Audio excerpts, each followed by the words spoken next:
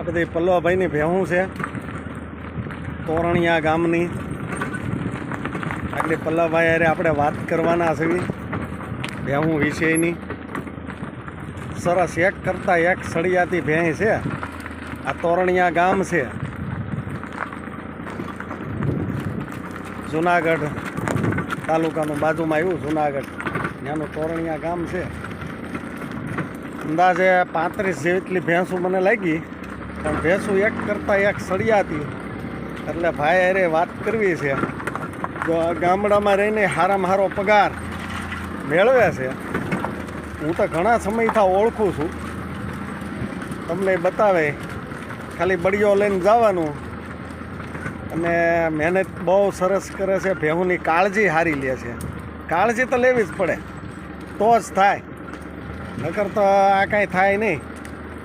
બરાબર. લોકો કહેતા હોય હું ભેહું સારો, પણ ભેહું સારી નહીં. સરસ મજાનું ઉધરાણ ચલાવે છે. અત્યારે આ ભેહું 2-2.5 લાખની ભેહું થાય. પણ લોકોને કામ કરવું છે ને, એને ગમે ત્યાં કામ મળી રહે છે. પલુભાઈ કેમ છે? બસ સારું જ છે. મજામાં? પણ ભેહું તમારી જોઈને મને ગાડી ઊભી રાખવાનું મન થઈ ગયું. સરસ ભેહું છે હો.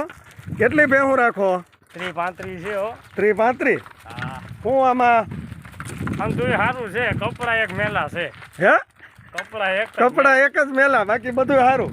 નોકરી કરતા સારું? હા, વિશેષ. એમ? સરસ. કેટલી ભેહું રાખો છો? 30-35 છે હો. 35 ભેંસું છે. હા. તો આ લોકોને ગામડામાં રહીને આમ સારું કમાવવું હોય તો કમાઈ શકે કે નહીં? આરામથી, ચોક્કસ. હે?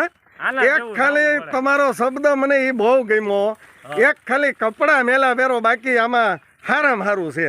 તો આમાં શું શાંતિ કેવી? કઈ ઉપાધિ નહીં, કોઈ જાત નહીં, હાવ શાંતિ. અને ભેહું સરસ છે. હાલો ભાઈ, પછી મળશું હો.